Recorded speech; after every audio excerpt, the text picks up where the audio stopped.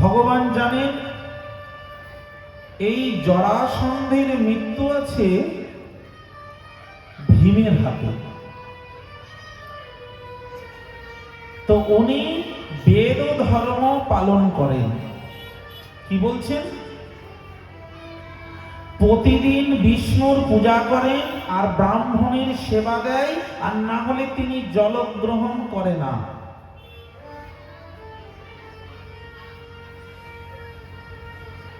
ব্রাহ্মণের সেবা দিয়ে বিষ্ণুর পূজা করে তারপরে জল গ্রহণ করে। এটা হলো জরাসন্ধের স্বভাব। আর ভগবান জানেন যে ব্রাহ্মণের সেবা করে, তাই তিনি ভগবান কৃষ্ণ আর ভীম আর অর্জুন তিনজনে মিলে ব্রাহ্মণের রূপ ধরে, ব্রাহ্মণের বেশ ধরে তার বাড়িতে উপস্থিত হয়েছে। ভাবছে উনি আমাদের ব্রাহ্মণ জ্ঞানী সেবা করবে, আর সেবা অন্তে যখন দক্ষিণা দিতে চাইবে তখন আমরা দক্ষিণা রূপে চেয়ে নিব যুদ্ধ, যাতে আমাদের সাথে যুদ্ধ করে। জরাসন্ধ শক্তিশালী, তার দেহে 10,000 হাতির বল, তার সঙ্গে যুদ্ধে পেরে উঠবে এমন কোন যোদ্ধা নেই ভীম ছাড়া। তো এখানে বলছেন যে তিনি যে কর্মগুলো করছেন, প্রতিদিন বিষ্ণুর পূজা, আবার তিনি ব্রাহ্মণের সেবা, এটা কার লক্ষণ? এটা হচ্ছে বৈষ্ণবের লক্ষণ। আমরা গতদিন কি বলেছি? বৈষ্ণব কাকে বলে? যিনি বিষ্ণুর আরাধনা করেন তিনি বৈষ্ণব, যিনি কৃষ্ণ আরাধনা করেন তিনি বৈষ্ণব, যিনি বিষ্ণু তত্ত্বের আরাধনা করেন। বিষ্ণু জানতি বৈষ্ণব, বিষ্ণুর আপত্ত প্রমাণ, তিনি হলেন বৈষ্ণব। কবিরাজ গোস্বামীপাদ আমাদেরকে খুব সুন্দর নিদর্শন দিচ্ছেন, ভাগবতের সারাটি সার কথা বলছেন। তিনি লিখছেন, পূর্বে জয়ীছে জরাসন্ধ আদি রাজাগণ, বেদ ধর্ম পালি করে বিষ্ণুর পূজন। তাহলে যিনি বেদ ধর্ম পালন করে বিষ্ণুর পূজা করেন তিনি তো নিঃসন্দেহে বৈষ্ণব। তার মানে জরাসন্ধ তো বৈষ্ণব। তাকে দৈত্য বলছেন কেন? ভাগবতে কিন্তু জরাসন্ধকে বৈষ্ণব বলা হয়নি, বলা হয়েছে দৈত্য। কেন দৈত্য বলার কারণ হলো যে বিষ্ণুর পূজা করে কিন্তু কৃষ্ণকে মানে না। জরাসন্ধের দোষ কোথায়? তিনি নারায়ণের পূজা করে, বিষ্ণুর পূজা করে, কিন্তু কৃষ্ণকে মানে না। এরকম কেউ আছেন এখানে যে আমি নারায়ণ মানি কৃষ্ণ মানি না? না, নারায়ণ আর কৃষ্ণের আমরা আলোচনা আগে করে এসেছি। তত্ত্বগত দিক দিয়ে নারায়ণ আর কৃষ্ণের কোনো ভেদ নাই, দুজনেই ঈশ্বর তত্ত্ব, দুজনের চরণেই আমরা তুলসী দিতে পারি। কিন্তু শ্রেষ্ঠত্বের দিকে ষড়ৈশ্বর্যপূর্ণ ভগবান, তিনি 64 গুণে গুণান্বিত, অতএব কৃষ্ণ হল শ্রেষ্ঠ। এটা আমি আলোচনা করে এসেছি আগে। সেই অনাদির আদি গোবিন্দ যিনি সর্বশক্তিমান তত্ত্ব, তারই একটা বিলাস মূর্তি হলো নারায়ণ বা বিষ্ণু।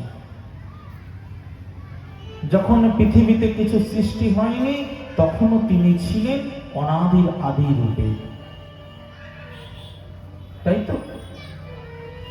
তাহলে আমি যদি নারায়ণকে মানি তাহলে কৃষ্ণ মানতে অসুবিধা কোথায়? কবিরাজ গোস্বামীপাদ বলছে, বেদ ধর্ম পালি করে বিষ্ণুর পূজন, কিন্তু বিষ্ণু মানে কৃষ্ণ মানে না। কি হয়েছে? পূর্বে জয়ছে জরাসন্ধ আদি রাজাগণ, বেদ ধর্ম পালি করে বিষ্ণুর পূজন। বিষ্ণু পূজে কিন্তু কৃষ্ণ নাহি মানে, তারে দৈত্য করে জানি। চৈতন্য না মানিলে তারে তৈছে দৈত্য জানি। বলছেন এই কলিযুগে এরকম অনেক মানুষ আছে যারা কৃষ্ণ মানে, রামকে মানে, নারায়ণকে মানে, কিন্তু আমার চৈতন্য মহাপ্রভুকে মানে না, ঈশ্বর বলে মানে না। আপনাদের ঘরেও যদি খোঁজ নেওয়া যায়, প্রত্যেকের ঘরে মা রাধা কৃষ্ণের ছবি আছে, আছে না? কিন্তু পঞ্চতত্ত্বের ছবি কয়জনের ঘরে আছে? একবার হাত তুলুন তো, যে পঞ্চতত্ত্ব ভগবানকে বসিয়েছেন, তুলেছেন? বাহ, খুব ভালো জায়গা, আমার মহাপ্রভুর কৃপা ধন্য জায়গা তাহলে। কিন্তু অনেকে দেখবেন আমাদের বাঙালি হয়ে লজ্জার বিষয়, আমার গৌর ভগবানকে চিনে না, নিত্যানন্দ ভগবানকে চিনে না, অদ্বৈত ভগবানকে চিনে না। অনেকের ঘরে গেলে দেখতে পাই বড় বড় রাধা গোবিন্দের চিত্রপট আছে, কিন্তু আমার মহাপ্রভুর কোনো আলেখ্য নেই। ঠিক বলছি না? আপনাদের মধ্যেও জিজ্ঞাসা করলে এটা পাওয়া যাবে, হয়তো লজ্জায় বলছেন না। এই পঞ্চতত্ত্বের নামই অনেকে জানে না। ঠিক বলছি তো?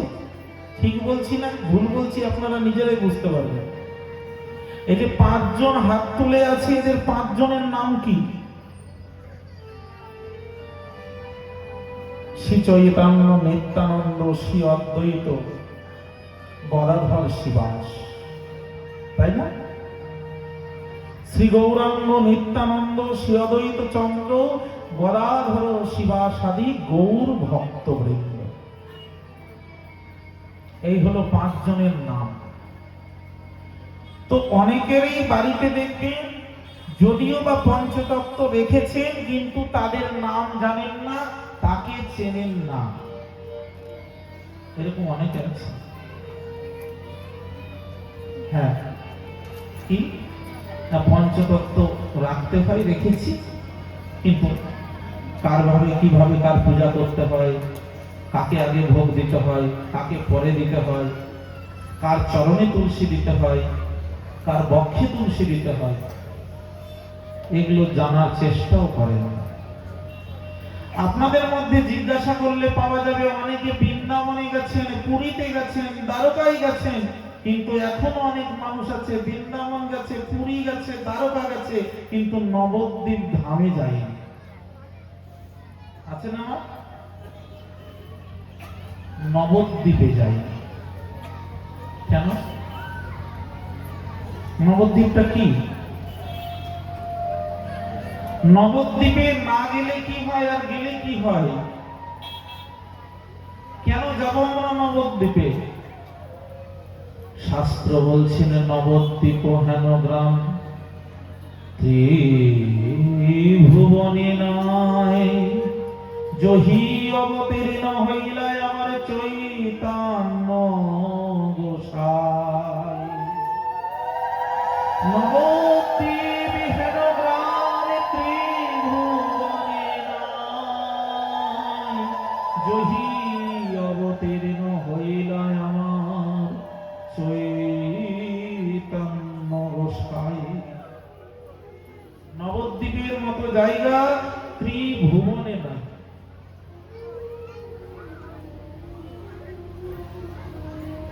শাস্ত্র বলছেন যদি কৃষ্ণ পেতে চাও, রাধা কৃষ্ণের যুগল উপাসনা করতে চাও, তবে আগে নবদ্বীপ লীলা সাধন করো, নিতাই গৌরের ভজনা করো। আমার কথা নয়, যিনি বৈষ্ণব জগতের আচার্য শিল নরোত্তম ঠাকুর মহাশয়, তিনি লিখছেন, হেন নিতাই বিনে ভাই রাধা কৃষ্ণ পাইতে নাই, দীর্ঘ করে ধর নিতাইয়ের পাই, নিতাইয়ের করুণা হবে, বোঝে রাধা কৃষ্ণ পাবে। নিতাইয়ের কৃপা ছাড়া রাধা কৃষ্ণ পাওয়া যাবে না। আর কবে নিতাই চাঁদ করুণা করিবে, সংসার বাসনায় আমার কবে তুচ্ছ হবে, বিষয় ছাড়িয়া কবে শুদ্ধ হবে মন, কবে হাম হেরব মধুর বৃন্দাবন। তাহলে ভেবে দেখুন, যদি নিতাই গৌরের কৃপা না হয় তাহলে আপনি ব্রজে যেতে পারবেন না। নিতাইয়ের করুণা হবে, ব্রজে রাধা কৃষ্ণ পাবে। আমরা এখনো অনেক ব্যক্তি আছে এরকম, বৃন্দাবন যায়, হরিদ্বারে যায়, কিন্তু পুরীতে যায়, কিন্তু আমার নবদ্বীপে যায় না। আজকে বৃন্দাবনকে কে চেনালো? বৃন্দাবন তো বন ছিল, রাধাকুণ্ড তো ধানের জমি ছিল। ইতিহাস সাক্ষী, বৃন্দাবনে মহাপ্রভু 6 জন গোস্বামীকে পাঠালেন, যাও তোমরা। আপনারা প্রতিদিন কীর্তন করেন না? আমি প্রথম দিন এসে শুনেছি, ভালো লাগছিল। মায়েরা মন্দিরে কীর্তন করছেন, হরি হরয়ে নম কৃষ্ণ যাদবায় নম। ওইখানে কীর্তনের মধ্যে বলছে, এ 6 গোসাই যবে ব্রজে কইলা বাস, রাধা কৃষ্ণের নিত্য লীলা করিলা প্রকাশ। এই 6 জন গোস্বামী যদি ব্রজে না যেত, রাধা কৃষ্ণের নিত্য লীলা কোথায় ছিল কেউ জানতে পারত না।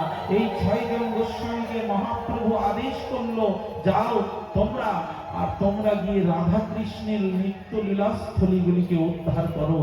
কোথায় সেই ভান্ডিল বন, কোথায় বেলবন, কোথায় তমাল বন, কোথায় রাসস্থলী, কোথায় রত্নবেদী, কোথায় নিধুবন, কোথায় নিকুঞ্জ বন, কোথায় বংশীবন, কোথায় যমুনা পুলিন, কোথায় ধীর সমীর।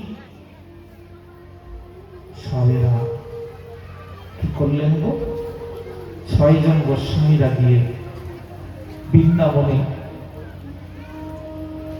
তারা কোটি কোটি টাকার ঐশ্বর্য মলবৎ পরিত্যাগ করে ব্রজে গিয়ে ওই শুকনো রুটি চানা চিবাই, এক এক বৃক্ষ মূলে এক এক দিন বাস। লোকে জিজ্ঞাসিলে বলে, মই চৈতন্যের দাস, ছেঁড়া ব্যথা মেরা মাথা কাঁধে বহির্বাস। এই তো তাদের জীবন। এরা এইভাবে ব্রজে থেকে লীলাস্থলীগুলিকে উদ্ধার করলেন, আর মহাপ্রভু গিয়ে শ্যামকুণ্ড রাধাকুণ্ডকে উদ্ধার করলেন। তাহলে আজকে যদি আমাদের এই 6 গোস্বামী মহাপ্রভু যদি ব্রজে না যেত, বৃন্দাবনকে কেউ চিনত? বৃন্দাবনের মহিমা কেউ জানত? আজকে যে আমরা রাধে রাধে বলি, এই রাধা রানীকে প্রচার কে করেছে? আমার নিতাই গৌরী করেছে। মহাজন বলে দিলেন, যদি গৌর না হইত কেমনে হইত, কেমনে ধরিতাম দে, রাধার মহিমা প্রেম রস সীমা জগতে জানত কে, মধুর বৃন্দা বিপিন মাধুরী প্রবেশ চাতুরী সার, বরজ যুবতী ভাবের শকতি, শকতি হইত কার। যদি গৌর না হইত, কেমনে হইত, কেমনে ধরিতাম দে রাধার মহিমা প্রেম রস সীমা। এগুলো কি জগতে জানাতে? কিন্তু আমরা বাঙালি জাতি আজকে নিতাই গৌরকে ভুলে গেছি। নিতাই গৌরের নাম করতে ভুলে যাচ্ছি। নিতাই গৌর এই পঞ্চতত্ত্ব কি বুঝতে পারছি না। তাহলে কত বড় আমরা আত্মঘাতী। গৌর ভগবানের বৈশিষ্ট্য দেখুন। বড় আক্ষেপ করে কবিরাজ গোস্বামীপাদ বলছেন যারা কলিযুগে জন্মগ্রহণ করে কৃষ্ণ পূজা করে কিন্তু আমার গৌরকে জানে না, গৌরকে চিনে না, তারাও হলো জরাসন্ধের মতো দৈত্য। জরাসন্ধ দৈত্য। কেন দৈত্য? ও বিষ্ণু পূজা করত, ও প্রতিদিন বেদ পাঠ করত, বেদ ধর্ম পালন করত, বিষ্ণু পূজা করত, কিন্তু কৃষ্ণকে মানত না, ওই জন্য সে দৈত্য। তেমন এই কলিযুগে যারা কৃষ্ণ পূজা করে কিন্তু আমার গৌরকে চেনে না, গৌরের মহিমা জানে না, আমার গৌরকে ভগবান বলে মানে না, তারা হলো ওই জরাসন্ধের মতো দৈত্য। হয়েছে দৈত্য জানে। এমন অবতার হয়েছে, হবে কি আর? শাস্ত্র বলছে হেন অবতার হয়েছে, হবে কি আর? হেন প্রেম পরচার। ওরে মন, মিছা কেন কর্মের দোষাও? দেখো দেখো ভারত ভূমিতে দুর্লভ মনুষ্য দেহ, ভারত ভূমিতে সেহ ইহা অধিক কি বাঁচাও। তুমি দুর্লভ মনুষ্য দেহ ধারণ করেছ, ভারতবর্ষের মতো ভূমিতে জন্মগ্রহণ করেছ, আর তুমি গৌর ভগবানকে চেনো না, তোমার জন্মটা বেখাতে চলে যাবে। দেখো তার স্বরূপটা কি। একবার গৌর ভগবানের একটু মহিমা শুনি। আমরা দেখুন সব ভগবানের হাতে অস্ত্র দেখতে পাই, পাই না? শঙ্খ চক্র গদা পদ্ম ধরে আছে বিষ্ণু ভগবান সত্য যুগে। ত্রেতা যুগের ভগবান ধরেছে ধনুর্বাণ, তার হাতে অস্ত্র আছে। আর দেখুন সত্য যুগে ভগবান অস্ত্র ধরেছে, ত্রেতা যুগে ভগবান অস্ত্র ধরেছে, দাপর যুগে ভগবান শ্রীকৃষ্ণ। আপনি বলবেন কই, কৃষ্ণ তো বাঁশি ধরে আছে, অস্ত্র ধরেনি? বলে অস্ত্র ধরেছে, সময় বিশেষে ধরেছে। যখন শিশুপালকে বধ করে তখন চক্র ধরেনি? ভগবান শিশুপালকে বধের সময় চক্র ধরেছে।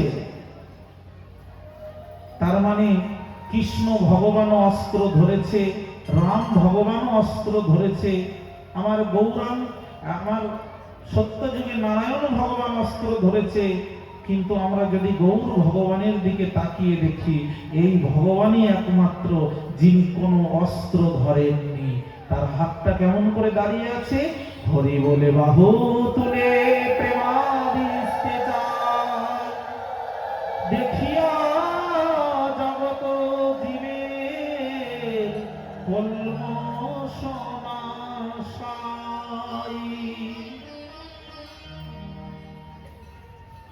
হরি বলে বাহু তুলে